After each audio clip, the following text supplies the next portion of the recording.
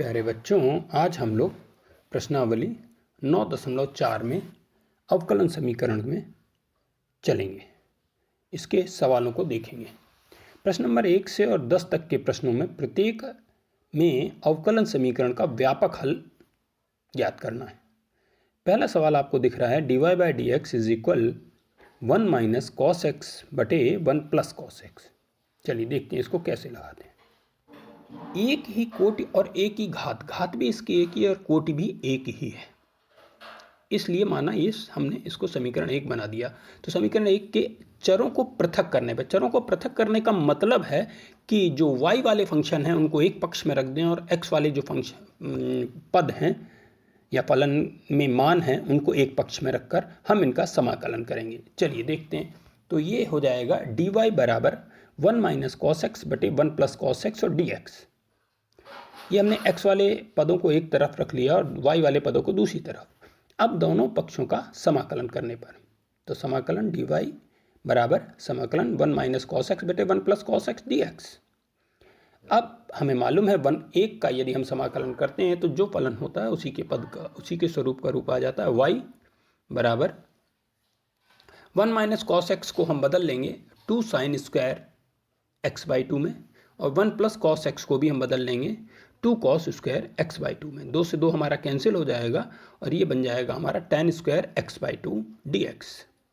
अब tan square x by 2 का हम सीधे सीधे इसका अब समाकलन नहीं कर सकते, इसलिए हम इसको बदल देंगे sec square x by 2 minus 1 में। अब बाएं पक्ष में तो हमारा y चल रहा है और अब हम दाहिने पक्ष में sec स्क्वायर एक्स बाई 2 का यदि हम अवकलन समाकलन करेंगे तो tan एक्स बाई 2 और बटे में 1/2 एक्स बाई 2 का करेंगे तो 1/2 आ जाएगा, और 1 का करेंगे तो समाकलन तो x आ जाएगा और प्लस c। अब ये हमारा 2 जो बटे के रूप में है ये हमारा ऊपर हो जाए, गुणे अंश में चला जाएगा, तो y बराबर 2 tan x by 2 minus X plus C, और यही अभीष्ट व्यापक हल होगा। का दूसरा सवाल देखते हैं। दूसरा सवाल है, अब हम लोग दूसरा सवाल देखेंगे। दूसरा सवाल है dy by dx is equal under root 4 minus y square, जहाँ y का मान -2 से बड़ा है तथा 2 से छोटा है। मान ये हमारा पहला समीकरण हो गया। समीकरण 1 के चरों को पृथक करने पर वही हर सवाल में इसी प्रकार से हम लोग करेंगे। जो x वाले पद हैं उनको एक पक्ष में और जो y वाले पद हैं उनको दूसरे पक्ष में। तो यहाँ पर हो जाएगा 1/, क्योंकि ये y वाला पक्ष है इसको हम हर में उतार देंगे। इस साइड जब बराबर के इधर आएगा तो 1/, under root 4 minus y square dy बराबर dx। दोनों तरफ समाकलन करने पर समाकलन का चिन्ह लगा देंगे। अब यहाँ पर जो सूत्र लगेगा वो है dx अंडर रूट dx बटे under root a square minus x square को हम लिख लेंगे sine inverse x by a plus c के रूप में।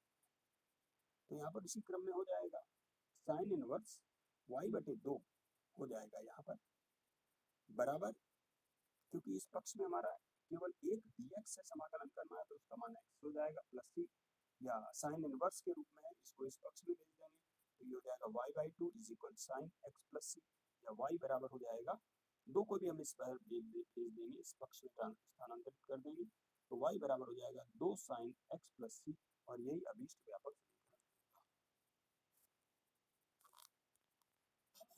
तीसरा सवाल है dy by dx plus y is equal 1।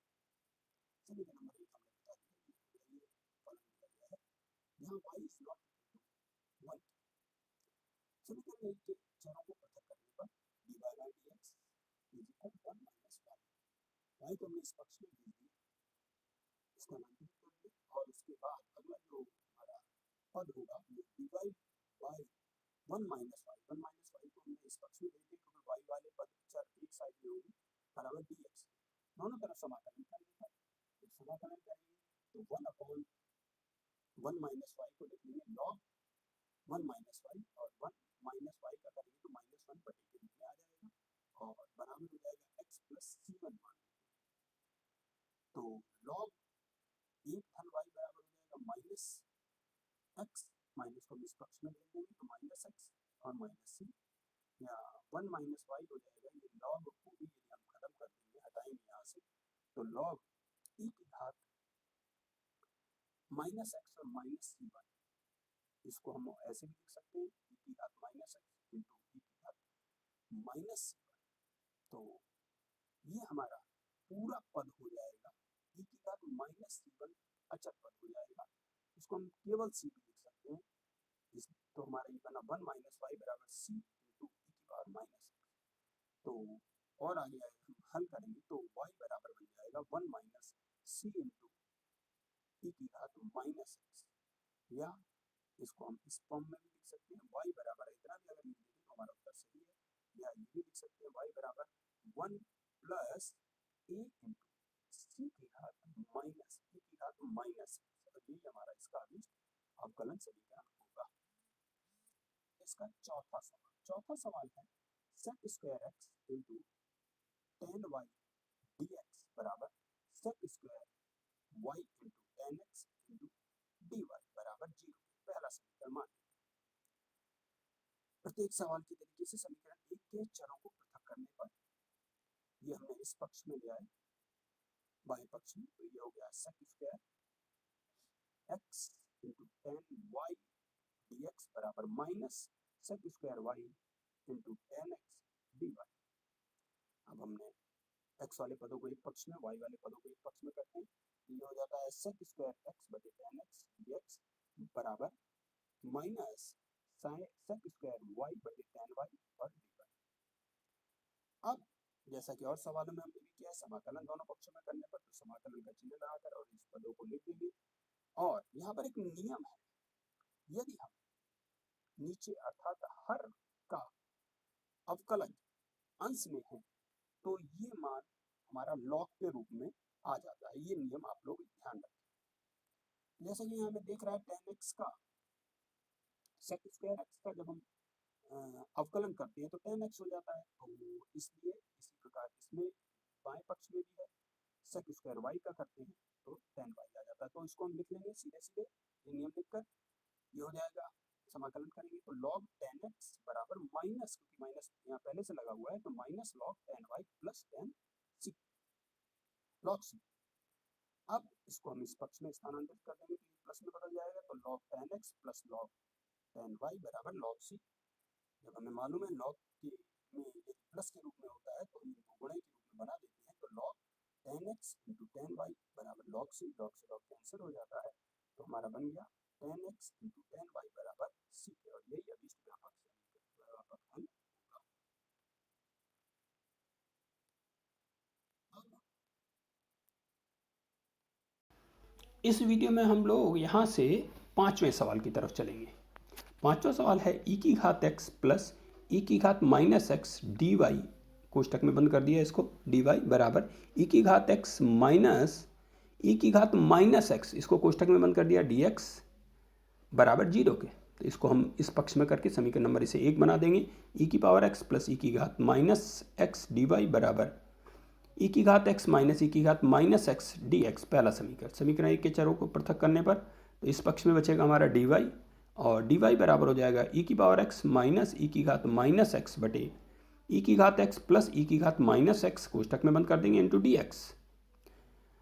अब हमारे चर एक पक्ष में हो गए, y वाले एक पक्ष में, x वाले एक पक्ष में। अब दोनों पक्षों का समाकलन करने पर तो समाकलन dy बराबर समाकलन e की घात x माइनस ई की घात माइनस एक्स बटे ई की घात x प्लस ई की घात माइनस एक्स डी एक्स। यहाँ पर भी वही नियम लग जाएगा, यदि अंश या नीचे के पद का अवकलज ऊपर है तो लॉग के रूप में आ जाता है। तो एक पक्ष में आ गया हमारा y और दूसरे पक्ष में आ गया बराबर लॉग ई की घात x प्लस ई की घात माइनस एक्स, क्योंकि ई की घात x प्लस ई की घात माइनस एक्स का अवकलज करेंगे तो आ जाएगा ई की घात x माइनस ई की घात माइनस एक्स, जो कि हमारे अंश में ये पद लिखा हुआ है। तो ये मान हो गया हमारा लॉग ई की घात x प्लस लॉग ई की घात माइनस एक्स, कोष्टक बंद कर देंगे, प्लस सी, और यही अभीष्ट व्यापक हल है। अब हम लोग देखेंगे छठवां सवाल। छठवां सवाल है D Y by D x is equal, कोष्टक में एक धन एक्स स्क्वायर, एक कोष्टक में, दूसरे कोष्टक में एक धन वाई स्क्वायर। समीकरण नंबर 1।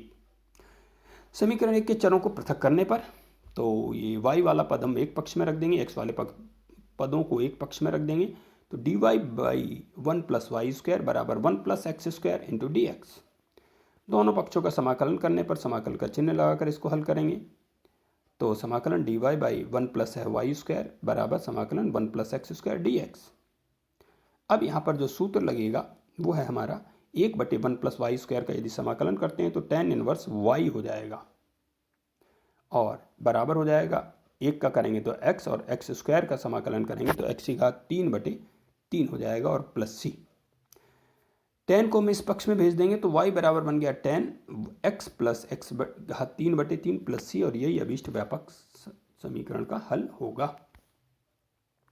अब हम लोग देखते हैं सातवां सवाल। सातवां सवाल है y log y into D x minus x D Y बराबर 0 के समीकरण नंबर 1। समीकरण 1 के चरों को पृथक करने पर तो y into D y log y D x बराबर, इसको हमने इस पक्ष में ले गए, बराबर x डी वाई हो गया।